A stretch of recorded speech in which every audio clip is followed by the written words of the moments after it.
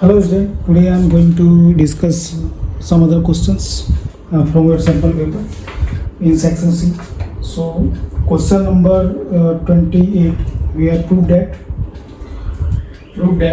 question is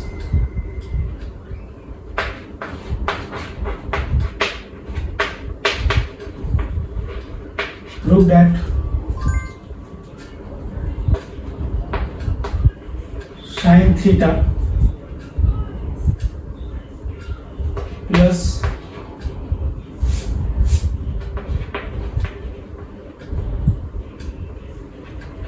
cosec theta whole square plus cos theta plus sec theta whole square is equal to 7 plus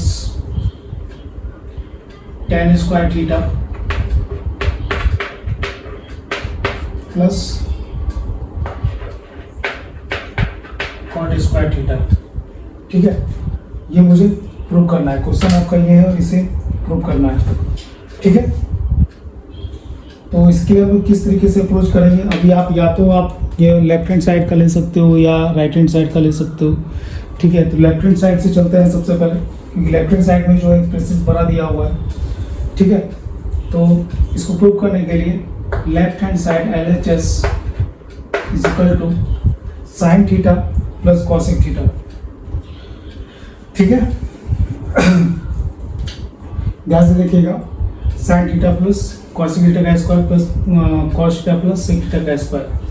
ठीक है, तो अभी हम लोग करते क्या है, इसको इजी बनाने के लिए कॉसेक थीटा इक्वल टू क्या होता है, रेसिप्रोकल ऑफ साइन थीटा होता है। ठीक है, या आप इसको यदि इस फॉर्म में रखेंगे, इस फॉर्म में रखेंगे तो कोई दिक्कत नहीं है। ठीक है, सिंपली इसको स्क्वायर कर देते हैं, तो sine theta plus cos theta का square equal to sine square theta plus cosec square theta plus 2 sine theta multiplied by cosec theta. ठीक है, 2ab होता है इस तरीके, इस वैसे हमने लिखा है, सिंपल फॉर्मूला अप्लाई किया है, plus cos square theta plus sec square theta plus 2 cos theta multiplied by sec theta. ठीक है, यहाँ पे आपको जब एक्सप्लेनेशन लिखेंगे तो यहाँ पे आपको सिंपली लिख देना है कि a plus b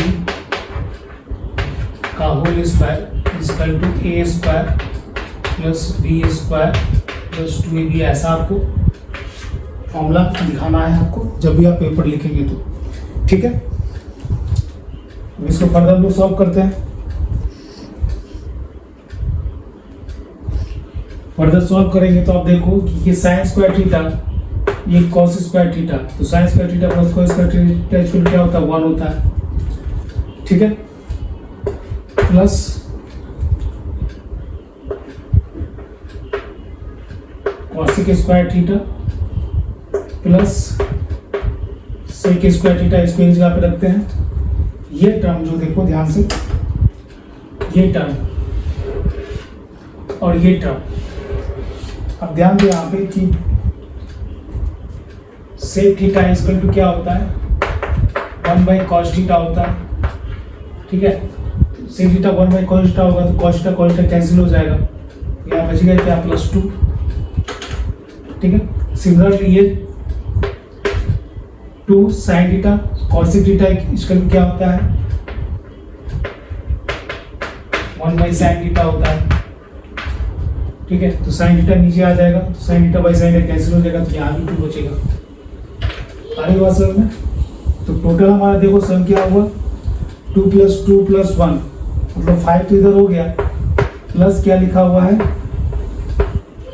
cosec square theta plus sec square theta. हमारा ऑब्जेक्टिव क्या है, हमारा ऑब्जेक्टिव ये है कि इसको टेन स्क्वायर थीटा और कॉट स्क्वायर थीटा के टर्म लिखना है। ठीक है, तो sec square theta equal to क्या होता है, आपको फॉर्मूला याद होगा तो देख लो कि sec square theta equal to होता है 1 plus tan square theta and cosec square theta equal to होता है 1 प्लस कॉट स्क्वायर थीटा। ठीक है, तो सिंपली मुझे क्या अप्लाई करना है, 5 plus cosec square theta equal to 1 plus cot square theta और सेक स्क्वायर थीटा का मतलब क्या होता है 1 प्लस tan स्क्वायर थीटा। ठीक है, अभी आप देखो 5 प्लस 1 प्लस क्या हो गया 7 प्लस क्या बचा यहाँ पे tan square theta plus cot square theta that will be equal to right hand side hence proved. ठीक है, बस इतना ही करना है इस क्वेश्चन में। ठीक है, तो आप आई होप आपको इसका कंसेप्ट समझ में आया होगा किस तरीके से हमने किया है। कुछ भी हार्ड एंड फास्ट रूल नहीं है, बहुत इजी क्वेश्चन था। ठीक है, ये बात समझ में आ गई। तो फॉर्मूला क्या क्या लगा वो मैंने आपको ऑलरेडी यहाँ पे एक्सप्लेन कर दिया है। फॉर्मूला आपको जो है मेजर करना है अपने एग्जामिनेशन हॉल में। ठीक है, अभी इसमें जो है इसी क्वेश्चन में जो आपको और करके सेकंड क्वेश्चन भी का भी एक ऑप्शन दिया है कि इसको भी प्रूव करना है, तो आपको जो इजी लगे आप कर सकते हो। ठीक है, तो ये तो एक क्वेश्चन था। इसी क्वेश्चन में एक और करके लिखा हुआ है दूसरा क्वेश्चन भी।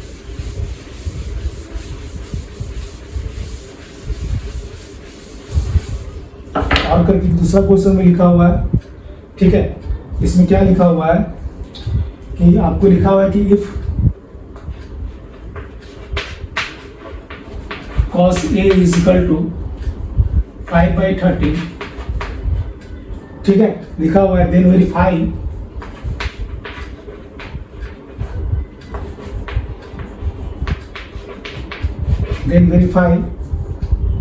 that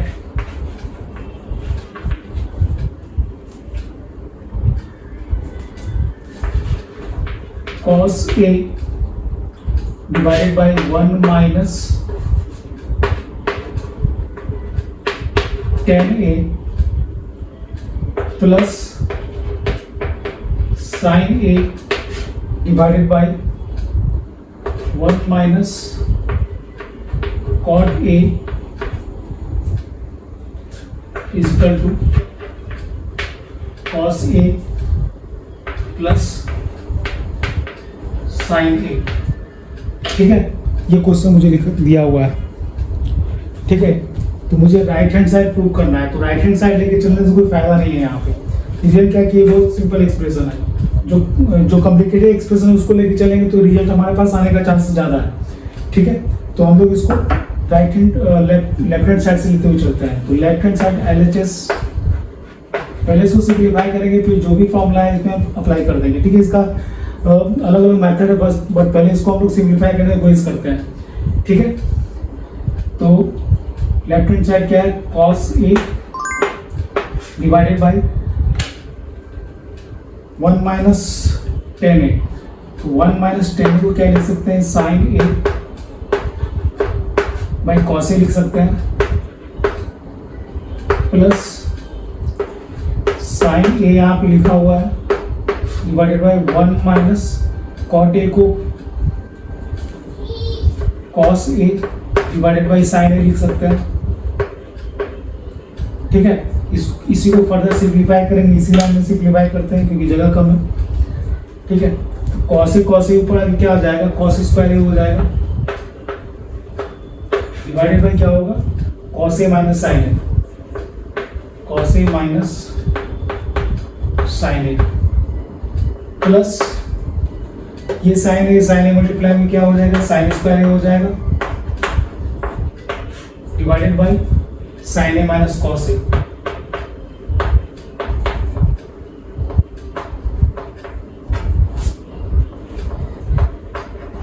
ठीक है, बस सिंप्लीफाई किया, इसको cos A minus sin A किया। ठीक है, अभी आप देखो ध्यान से, ये क्या हो जाएगा, cos स्क्वायर A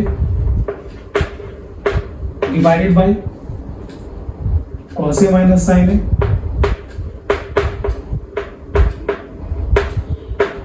ठीक है, यहाँ माइनस हो जाएगा sin स्क्वायर A क्यों माइनस किया, क्योंकि यहाँ पे देखो साइन है माइनस कॉस है, तो डिनोमिनेटर मुझे क्या करना है, सेम कर देना है। तो माइनस को भी हम कॉमन ले लेंगे, तो माइनस से यहाँ प्लस की जगह पे यहाँ माइनस हो जाएगा, तो ये कॉस है माइनस साइन हो जाएगा, तो डिनोमिनेटर दोनों का सेम हो गया।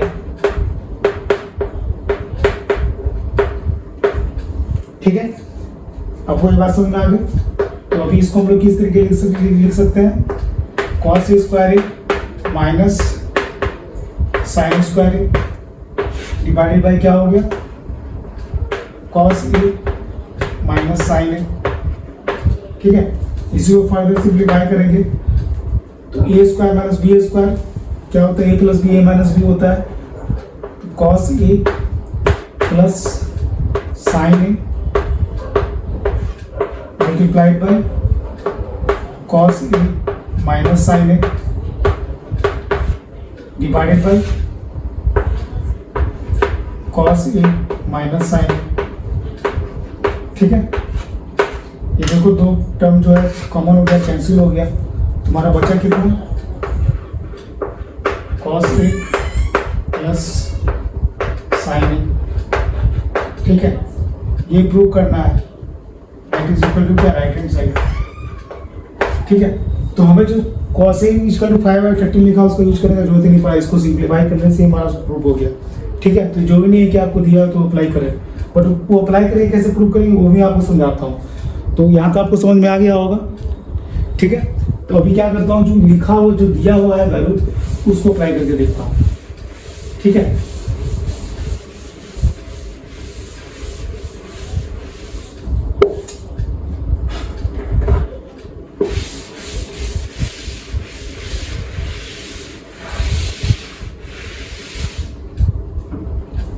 तो जो दिया हुआ है उसके अनुसार एक राइट एंगल ट्रायंगल बना लेता हूँ। एंगल ए है, ठीक है, यदि एंगल ए है तो ये परपेंडिकुलर होगा, ये बेस होगा और ये हाइपोटेन्यूज होगा। तो हाइपोटेन्यूज आपको लिखा हुआ है 30। ठीक है, बेस आपको क्या लिखा है 5 दिया हुआ है, क्योंकि कॉस से इक्वल लिखा है तो बेस भी होता है, तो पी इक्वल क्या हो जाएगा, 13 का स्क्वायर माइनस 5 का स्क्वायर 169 माइनस 25 144 का स्क्वायर रूट निकालेंगे तो क्या हो जाएगा 12 हो जाएगा, पी इक्वल 12 हो गया। ठीक है, तो आप right hand left hand side निकाल लो पहले, cos A इक्वल टू 5/13 तो दिया हुआ ही है,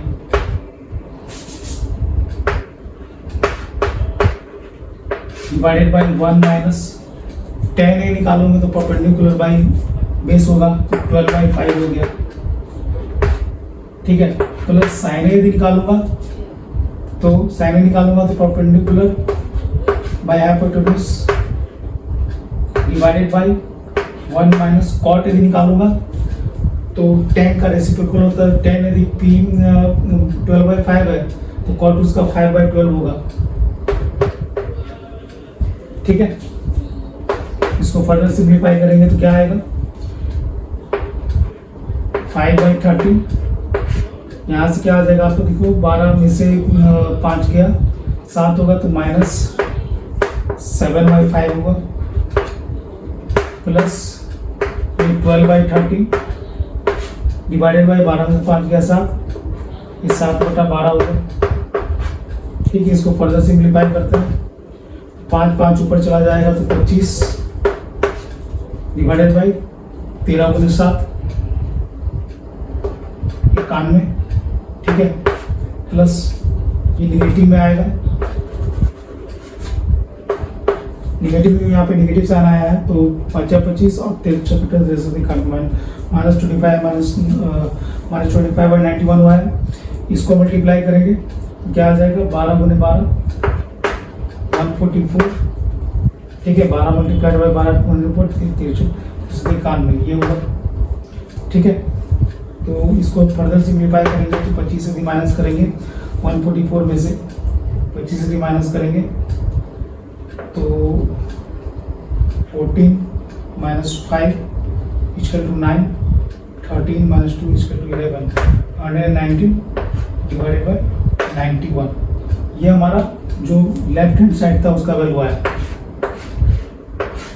119/91। ठीक है, यदि आप इसमें 9 5 की जगह एक देख देंगे जाए, ठीक है। ठीक है, ये हमारा निकला कहाँ से, लेफ्ट हैंड साइड का वैल्यू, ये लेफ्ट हैंड साइड निकला। ठीक है, अभी राइट हैंड साइड निकालता हूँ। राइट हैंड साइड क्या हमारा cos A plus sin A simply है।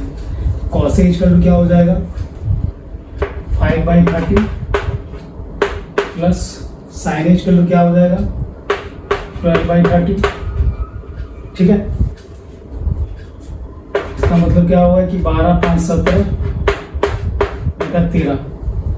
ठीक है, तो अभी देखता हूँ ये 7 से 7 डिवाइड हो जाए, तो 7 से डिवाइड हो रहा है। ठीक है, कैसे डिवाइड होगा, 7 से डिवाइड करेंगे, इसको डिवाइड करेंगे तो 7 का 7 749 17 बार में। ठीक है, और ये 7 13 बार में, 7 का 7 7 के 21। ठीक है, तो 17/13 हो गया ये। ठीक है, यहाँ भी 17/13 आ रहा है, यहाँ भी 17/13 आ रहा है, as right hand side left hand side. ठीक है,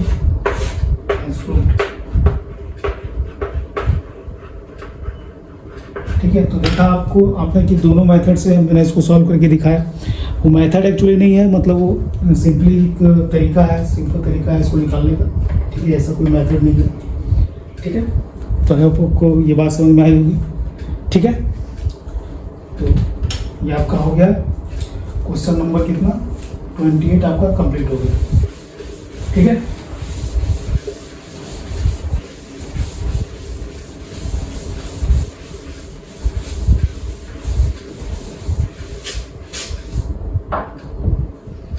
अगर क्वेश्चन करता हूँ अभी।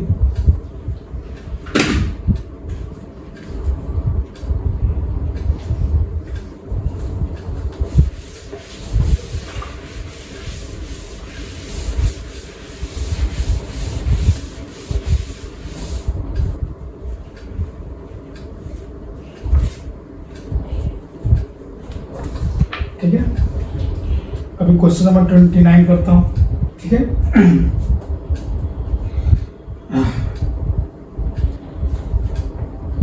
29 में क्या लिखा हुआ था, altitude of A right angle triangle is 7 centimetre less than it's base, if it's hypotenuse is 17 centimetre long, they represent the above information in the form of a quadratic equation। ठीक है, find the length of the sides of the triangle। ठीक है, 29 question में क्या बोल रहा है, कहते हैं altitude of A right angle triangle, कोई भी राइट एंगल ट्रायंगल है, अब बना लो यहाँ से।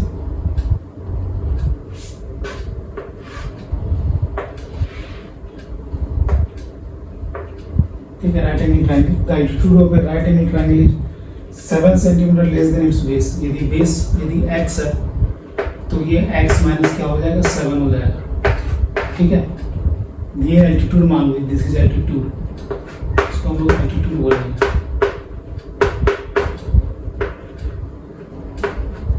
ठीक है, if it's hypotenuse is 70 centimetre long. ठीक है, 17 सेंटीमीटर लॉन्ग है दिया हुआ है। They represent the above information in the form of a quadratic equation। In the form of quadratic equation मुझे निकालना है। ठीक है, तो राइट एंगल ट्रायंगल में क्या होता है कि जो परपेंडिकुलर का स्क्वायर प्लस बेस का स्क्वायर इक्वल टू हाइपोटेन्यूज का स्क्वायर होता है, एज पर पाइथागोरस थ्योरम। ठीक है, तो यूजिंग पाइथागोरस थ्योरम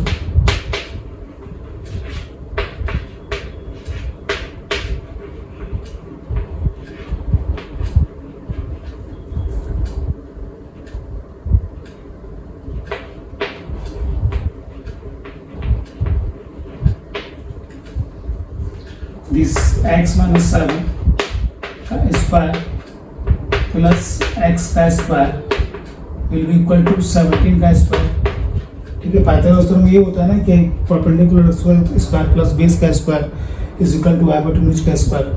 बस ये अप्लाई करना है। तो देखो, इसको हम लोग सिंप्लीफाई करेंगे तो एक क्वाड्रेटिक इक्वेशन जो है बनेगा, इसका a माइनस बी का होल स्क्वायर का फॉर्मूला अप्लाई करेंगे तो एक्स स्क्वायर प्लस 7 का square minus twice multiplied by 7 multiplied by x plus x square.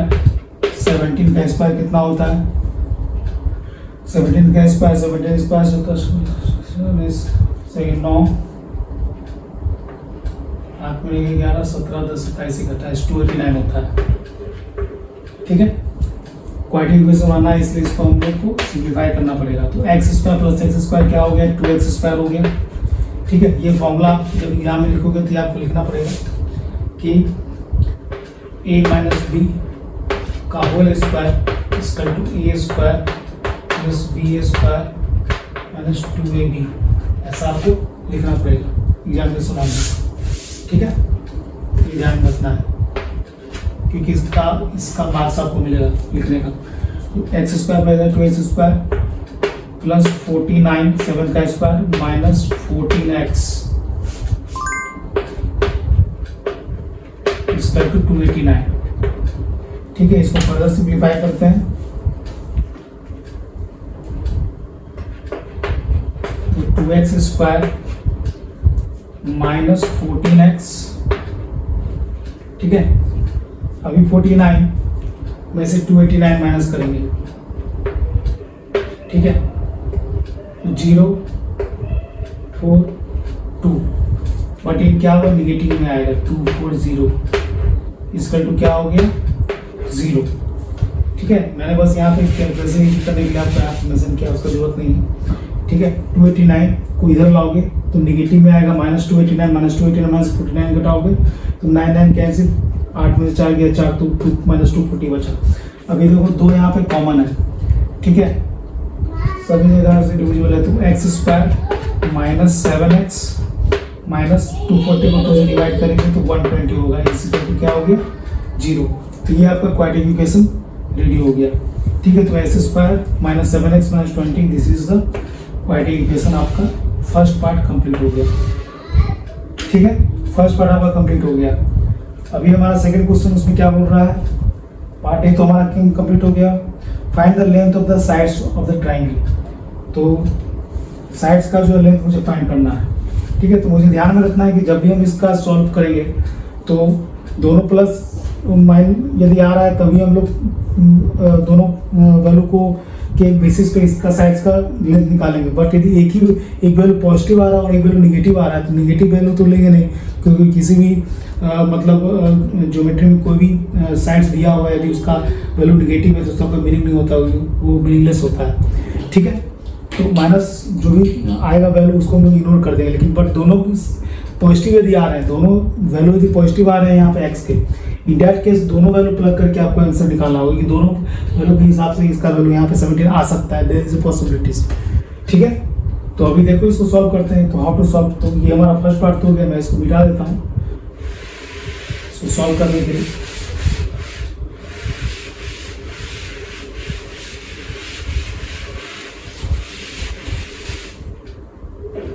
ठीक है, अब इसको सॉल्व कैसे करेंगे, यदि इसमें स्पेसिफिक मेथड नहीं लिखा हुआ है तो हम लोग इसको फैक्टराइज करके बना सकते हैं in the form of quadratic equation. Quadratic equation मैंने बना लिया है तो क्वाड्रेटिक इक्वेशन का फॉर्मूला अप्लाई करते हैं ज़्यादा बेहतर होगा। तो एक्स इक्वल क्या होता है minus B plus minus square root of B square minus 4ac by twice of A. ठीक है, यहाँ पे आपको क्या क्या दिया हुआ है इस इक्वेशन में, a इक्वल टू 1 लिखा हुआ है, b इक्वल टू क्या है आपको -7 दिया हुआ है। ध्यान रखना -7 नॉट +7 कि निगेटिव है ये। और c इक्वल टू क्या लिखा हुआ है -120 लिखा हुआ है, ना कि +120 लिखा हुआ है। ये चीज़ ध्यान रखना है। ठीक है, तो इसके हिसाब से जो वैल्यू होगा x का वो अब निकाल लेते हैं, सिंप्लीफाई कर लेते हैं। ठीक है, तो x इक्वल टू -b मतलब -7 हो गया, b के जगह पे हमने प्लग किया। ठीक है, plus minus equal to B square मतलब -7 का स्क्वायर। ठीक है, -4 मल्टीप्लाइड बाई 1 मल्टीप्लाइड बाई क्या है -120, सभी स्क्वायर रूट के अंदर divided by twice multiplied by 1। ठीक है, माइनस माइनस प्लस हो गया तो 7 plus minus square root of 7 का स्क्वायर क्या होगा 49 होगा, प्लस 120 मल्टीप्लाइड बाई 4 कितना हो गया 12 48 480। ठीक है, डिवाइडेड बाई 2। इसका मतलब क्या हुआ कि 7 प्लस माइनस, यदि 480 को आप 49 से 1 ऐड करोगे तो 9 to 529, 529 हो गया, square root of 529 divided by 2। ठीक है, इसका मतलब क्या होगा कि 7 प्लस माइनस 29 स्क्वायर, 529 का स्क्वायर 23 होता है, 23 का स्क्वायर 529 होता है बाई 2। ठीक है, तो अभी आप देखो यहाँ पे एक तो होगा आपका, इसमें पहला वैल्यू क्या निकलेगा, यहाँ मैं मिटा देता हूँ।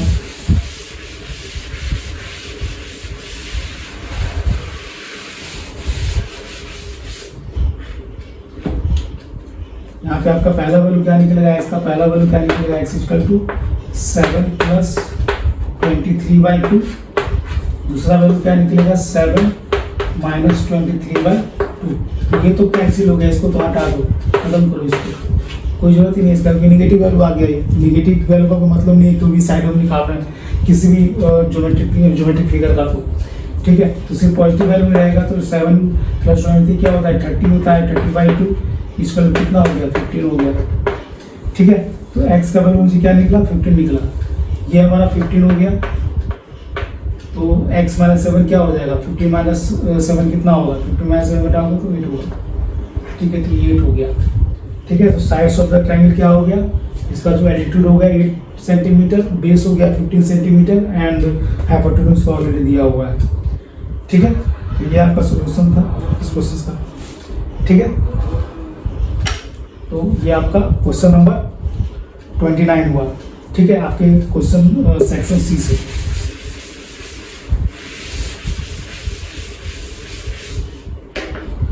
अभी हम लोग क्या करेंगे, अभी हम लोग देखते हैं इसमें कौन सा क्वेश्चन है। अभी आपका क्वेश्चन नंबर 30 हम लोग करते हैं। ठीक है, ये सब देखो सैंपल पेपर है, जो लगभग जो आपको क्वेश्चंस आएंगे एग्जाम में लगभग इसी के आसपास आएंगे। तो एटलीस्ट आप यदि इसको पढ़ते हो तो आपको कंसेप्ट तो एटलीस्ट क्लियर हुआ ही। कंसेप्ट क्लियर होगा तो इस तरह का क्वेश्चन यदि आपके पास आएगा तो आप डेफिनेटली इसको बना ले जाओगे। ठीक है, तो अभी क्वेश्चन नंबर 30 में क्या पूछ रहा है कि find the HCF highest common factor and LCM of 260 and 910 by prime factorization method. ठीक है, 30 नंबर क्वेश्चन में जो है HCF बोल रहा है और LCM दोनों निकालने के लिए बोल रहा है। ठीक है, HCF एंड LCM। तो नंबर क्या क्या मुझे दिया हुआ है, नंबर एक 260 दिया हुआ है, दूसरा नंबर मुझे दिया हुआ है 910। ठीक है, तो इसको प्राइम फैक्टराइजेशन मेथड से जो है निकालते हैं। कैसे निकालेंगे देखो ध्यान से। 0 है तो 2 से डिवाइड होगा, तो सबसे पहले कम वाले से हम लोग इसको डिवाइड करके देखेंगे। 1 3 0, अभी भी 0 है तो 2 से करेंगे, 2 6 12, 2 5 10। ठीक है, फिर देखो चौपा जगह 3 से नहीं तो 5 से हो सकता है, 5 से 15, इसके बाद तो नहीं हुआ कहीं। तो इसको आप लिख सकते हो 260 इसका क्या होगा 2 square multiply by 5 multiply by 30। ठीक है, ये पहला पार्ट हो गया। अभी दूसरे का निकालता हूँ 910 का। 2 से तो सबसे पहले लगाऊंगा, 2 चौका 8, 2 पचे 10, 2 पचे 10, 2 चौका 8, 1 1, 2 पचे 10, 1 0। ठीक है, ये खत्म हो गया। 5 + 10 से 14, 3 से तो नहीं कटेगा बट 5 से जरूर कटेगा। तो क्या होगा 5 9 45, 5 का 5। ठीक है, इसके बाद हम लोग क्या करेंगे, 7 से ट्राई करेंगे। 9 10, 3 से तो होगा नहीं, 7 से फिर करेंगे। तो 7 का 7, 63 91। ठीक है, तो 910 क्या होगा, 910 हमने निकाला 2 multiplied by 5 multiplied by 7 multiplied by 30। ठीक है, ये आपका होगा। तो अभी आपको क्या पूछा जा रहा है HCF का मतलब कि हाईएस्ट कॉमन फैक्टर क्या होगा, दोनों में हाईएस्ट कॉमन फैक्टर क्या होगा। तो जो सबसे मिनिमम वाला जो है पावर का वो हम लोग सेलेक्ट कर लेंगे। तो इस 2 स्क्वायर एंड 2 में से क्या बचेगा, HCF मुझे भी निकालना है। ध्यान दीजिएगा यहाँ पे HCF मुझे निकालना है, highest common factor. Highest common factor का मतलब क्या है कि ऐसा फैक्टर जो दोनों में से निकल जाए, कॉमन हो जाए। ठीक है, उसी को हम लोग हाईएस्ट कॉमन फैक्टर बोलते हैं, ठीक है। और लीस्ट कॉमन मल्टीपल का मतलब हो गया कि ऐसा मल्टीप्लिकेशन जिससे ये इजीली डिवाइड हो सके, ठीक है। मतलब एक ऐसा कॉमन मल्टीपल जिसको जो इन दोनों नंबर से डिवाइड किया जा सके है, ठीक है। That is called the least common multiple. But highest common factor का मतलब कि एक ऐसा फैक्टर निकाल लिया जाए जो दोनों में कॉमन हो, ठीक है। तो ऐसे निकालने के लिए क्या करेंगे, 2 स्क्वायर यहाँ पे 2 है, इसका हम लोग सिर्फ 2 लेंगे। 5 जो है दोनों जगह सेम ही है, सिंपली 5 लेंगे, ठीक है। और 13 जो है यहाँ पे सिर्फ एक ही है, तो यहाँ पे 13 लेंगे। 7 तो है नहीं इसमें, 7 तो इसमें नहीं है, इसलिए 7 को लेंगे ही नहीं, ठीक है। तो हाईएस्ट कॉमन फैक्टर हमारा निकल जाएगा कि इतना ही जो है ये दोनों में कॉमन है, बस उसको हम लोग लेकर खत्म करेंगे। 5 में 10 तो 130 आपका एचसीएफ हो गया, ठीक है। आई बात समझ में, इसको ध्यान में रखना है। यहाँ पे देखो 7 नहीं है, 7 रहता तो 7 को भी सिलेक्ट करते, बट 7 यहाँ पे है नहीं। तो हाईएस्ट कॉमन फैक्टर का मतलब हुआ कि आपका ऐसा फैक्टर जो दोनों में कॉमन निकल जाए। तो दोनों में कॉमन कितना निकल रहा है, ये और ये निकल रहा है, ये मल्टीप्लाइड बाय सिर्फ 2 को मल्टीप्लाई करके तो निकल रहा है, ठीक है। तो हाईएस्ट कॉमन फैक्टर ये हो गया। बट इसमें भी 2 स्क्वायर करोगे तो फिर ज़्यादा हो जाएगा, फिर वो नहीं होगा, 260 हो जाएगा, तो फिर ये डिविजिबल नहीं होगा वहाँ पर, ठीक है। इसलिए हम लोग जो मिनिमम जो रहेगा उसको हम लोग लेंगे। लेकिन देखने में देखो हाईएस्ट वर्ड लग रहा है, हाईएस्ट मतलब क्या है, कंफ्यूज करने के लिए कि जो सबसे हाईएस्ट रहेगा उसको हम लोग उठा लेंगे, बट ऐसा नहीं है। उसमें सबसे कम वाला को लेने का है अपने को, ठीक है। तो ये आपका हाईएस्ट कॉमन फैक्टर हो गया। अभी देखो एलसीएम में कैसे करेंगे, अभी एलसीएम में इसमें निकालना हो,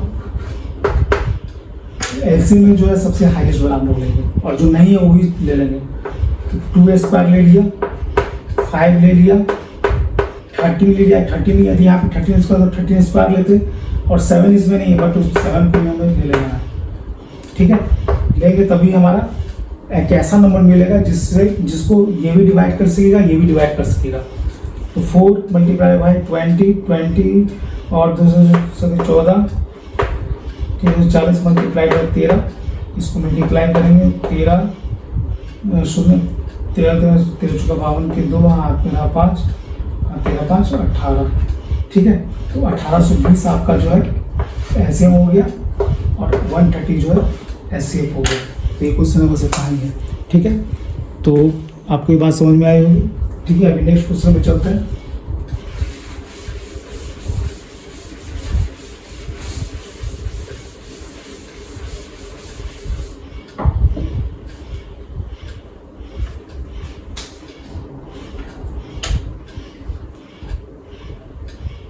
If one zeros of the polynomial x square minus 8x plus k exceeds the other by 2, question लिखा हुआ है यहाँ पे 31 नंबर क्वेश्चन, ठीक है। ये आपका सेक्शन सी का लास्ट क्वेश्चन है, ठीक है। इफ 1 0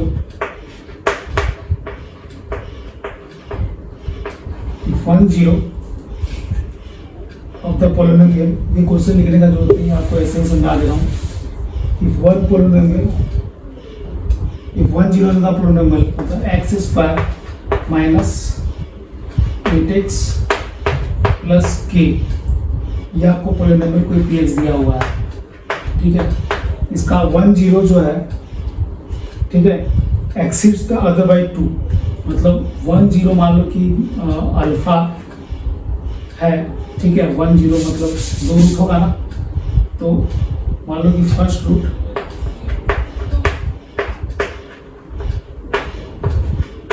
इसका जो अल्फा है, ठीक है। तो सेकेंड रूट क्या होगा, लिखा हुआ है एक्सीड्स द अदर बाई 2, तो अल्फा प्लस 2 हो गया, ठीक है। ये कंडीशन दिया, then find the zeros and the values of K, ठीक है। Then find the zero and values of K. आई बात समझ में। तो फर्स्ट रूट अल्फा दिया हुआ है, सेकेंड रूट अल्फा प्लस 2 दिया हुआ है, ठीक है। तो अभी ध्यान दो, यहाँ पे जो टॉपिक है, टॉपिक के अनुसार दो क्वाड्रेटिक पॉलिनोमियल्स होते हैं, ठीक है। क्वाड्रेटिक इक्वेशन जब भी रहता है तो उसमें जो सम ऑफ रूट्स होता है अल्फा प्लस बीटा, ठीक है। ये क्या होता है, माइनस बी बाई ए होता है। तो माइनस बी बाई ए का मतलब क्या होगा, जैसे कि कोई, मैं आपको एग्जाम्पल के तौर पे क्वाड्रेटिक लिख के समझाता हूँ। जैसे कि कोई quadratic expression P X equal to A X square plus B X plus C, इस तरीके से लिखा हुआ है। तो इसमें जो दो रूट्स होंगे, तो दो रूट्स मान लो कि अल्फा और बीटा है, ठीक है। तो अल्फा प्लस बीटा जो होगा वो माइनस बी बाई ए होगा, माइनस बी बाई ए, और जो प्रोडक्ट होगा alpha multiplied by beta that will to plus C by A होगा, ठीक है। तो आप देख सकते हैं कि बी का मतलब ये हुआ माइनस बी बाई ए और सी का मतलब है सी बाई ए, ठीक है। ए मतलब लीडिंग कोएफिशिएंट्स है, आई बात समझ में। तो बस इसी को अप्लाई करेंगे हम लोग और इस क्वेश्चन को सॉल्व करेंगे, ठीक है। तो alpha plus beta equal to we know that minus B by A है। तो अल्फा प्लस दूसरा रूट मैंने अल्फा प्लस 2 लिया हुआ है, मतलब इसी को मान लो कि बीटा है ये, ठीक है। आई बात समझ में। इक्वल टू क्या होगा, माइनस बी बाई ए। तो माइनस बी का यहाँ पे क्या वैल्यू है, माइनस 8 डिवाइडेड बाई ए मतलब 1 है। This implies that alpha plus 2 equal to क्या होगा, माइनस प्लस 8 हो जाएगा। This implies that twice of alpha equal to 2 को इधर ले जाएंगे तो 8 में 2 गया 6। इस अल्फा इक्वल टू क्या हो जाएगा, 2 तिहाई 6। एक रूट तो निकल गया, दूसरा रूट क्या हो जाएगा, सेकेंड रूट। क्या बोला था कि यदि अल्फा 1 है तो अल्फा प्लस 2 हो जाएगा, तो 3 प्लस 2 हो गया इक्वल टू 5। आई बात समझ में, ये चीज क्लियर है। बट हमारा क्वेश्चन अभी इंड नहीं हुआ है, हमारा क्वेश्चन जो अभी इंड हुआ नहीं है। हमें क्या है, 2 रूट्स निकालना था, रूट्स तो हमने निकाल लिया, ठीक है। मतलब एक रूट हमारा 2 हुआ, दूसरा रूट क्या हुआ, 5 हुआ। अभी हमने क्वेश्चन में यही बोला है कि फाइंड द वैल्यू ऑफ के। के का वैल्यू कैसे निकलेगा, है ना। तो यहाँ पे हमारा आंसर यहाँ तो एक आ गया कि एक 2 है और दूसरा 3 है, ठीक है। एक 2 है, दूसरा 3 है। बट अब मुझे क्या निकालना है, के का वैल्यू निकालना है। के का वैल्यू कैसे निकालेंगे, तो ये दूसरा वाला अप्लाई कर देंगे, क्योंकि के तो कांस्टेंट है ना। तो अल्फा मुझे 2 मिला, बीटा मुझे 3 मिला, 2 मल्टीप्लाइड बाई 3 इसका वैल्यू क्या हो गया, सी बाई ए का वैल्यू 1 है। दिस इंप्लाइज दैट के का वैल्यू कितना हो गया, 6, ठीक है। 1 second, alpha plus beta equal to minus alpha plus beta plus 3। और यहाँ पर मैंने गलती लिख दिया, आपको प्रीवियस जो मैंने आपको बताया है ऑलरेडी, ठीक है। हमने क्या निकाला था, ध्यान दीजिएगा। यहाँ से हमने सॉल्व किया था, मैंने लिखने में गलती किया, मैंने एक्सप्लेनेशन आपको सही दिया था। ये अल्फा है, ये अल्फा प्लस 2 है, ठीक है। तो twice of alpha plus 2 equal to क्या था, 8 था। This implies that alpha equal to क्या था, 3 था, ठीक है। तो ये अल्फा इक्वल टू 3 यहाँ पे आ रहा था और ये बीटा इक्वल टू 5 आ रहा था। मैंने आपको एक्सप्लेनेशन सही बताया था, बट मैंने मतलब गलती से यहाँ पे लिख दिया, ठीक है। तो अल्फा मल्टीप्लाइड बाई बीटा मतलब 3 मल्टीप्लाइड बाई 5 इक्वल टू क्या हो गया, के बाई ए। के का वैल्यू यहाँ पे 1 है। दिस इंप्लाइज दैट के का वैल्यू कितना हो गया, 15, ठीक है। 5 मल्टीप्लाइड बाई 3 मैंने गलती से यहाँ पे 2 और प्लस यदि ये क्या था, 2 क्या था, तो गलती से यहाँ पे लिख दिया था, ठीक है। उस चीज़ को आप मतलब नजरअंदाज कर देना, उसको लेके आप टेंशन में मत रखना, ठीक है। कैसे एक्सप्लेनेशन तो आपको समझा देने किस तरीके से मैंने 3 निकाला, 3 प्लस 2 करोगे तो अनदर मिल जाएगा। अब इसी तरह का मल्टीप्लिकेशन जो है ये सी बाई होता है, तो यहाँ से सी का वैल्यू के लिखा होता है, के का वैल्यू यहाँ फिर निकल गया, ठीक है। तो इस तरीके से हमने इस क्वेश्चन को सॉल्व किया। तो ये आज हमारा